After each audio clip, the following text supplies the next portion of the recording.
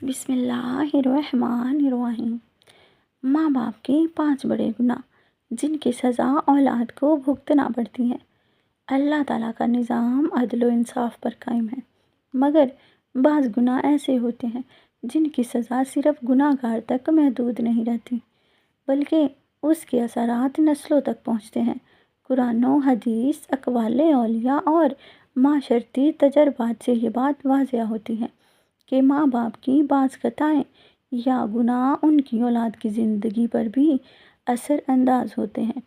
حضرت علی رضی اللہ تعالیٰ عنہ کا مشہور قول ہے، گناہ ایسے قرض کی مانند ہے جس کی ادائیگی اولاد کو بھی کرنی پڑتی ہے۔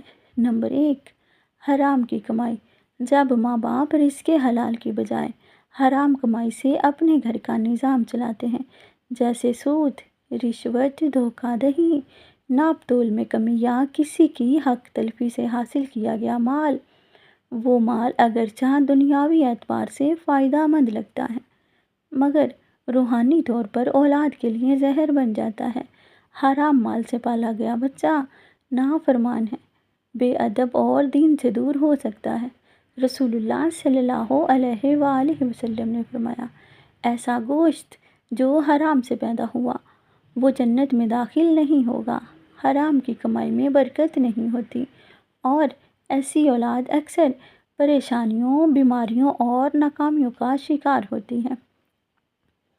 نمبر 2، ظلم و ناانصافی۔ اگر والدین دوسروں پر ظلم کرتے ہیں، کسی کا حق مارتے ہیں یا گھر میں ہی اولاد کے درمیان ناانصافی کرتے ہیں تو اس کا براہ راست اثر آئندہ نسلوں پر پڑتا ہے۔ ماں باپ اگر دوسروں کے ساتھ انصاف نہ کریں تو اللہ کی طرف سے ان پر اور ان کی اولاد پر آزمائشیں آتی ہیں۔ حضرت علی رضی اللہ تعالیٰ عنہ نے فرمایا، کفر کی حکومت تو چل سکتی ہے مگر ظلم کی نہیں۔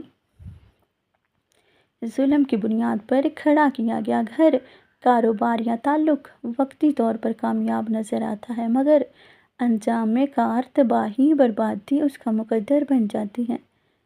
نمبر 3، دین سے دوری۔ ماں باپ کا دین سے دور ہونا، نماز نہ پڑھنا، قرآن سے غفلت اور دینی ماحول نہ دینا ایک بہت بڑا گناہ ہے۔ اگر گھر میں اللہ کا نام، قرآن کی تلاوت، نماز کی پابندی نہ ہو تو اولاد بھی اسی روش پر چلتی ہے۔ ایسے گھر میں بے سکونی، جھگڑے اور بے راہ روی عام ہو جاتی ہے۔ یہ اندھیری زندگی جب نسلوں تک جاتی ہے تو روحانی بربادی کا سبب بنتی ہے۔ نمبر 4، بد دعائیں اور لعنتیں دینا۔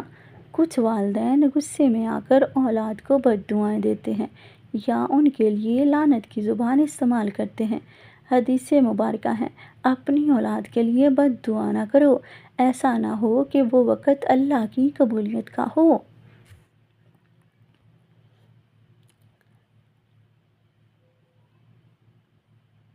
بد دعاؤں کی آگ صرف اولاد کو نہیں پورے گھر کو جلا دیتی ہے۔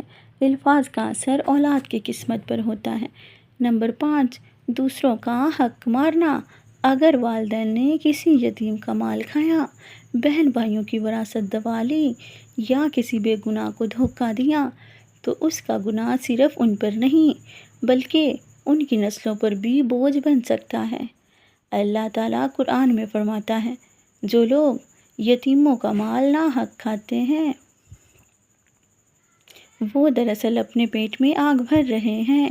ایسے والدین کی اولاد کو زندگی میں قدم قدم پر رکاوٹوں، بدنامی اور محرومیوں کا سامنا کرنا پڑ سکتا ہے۔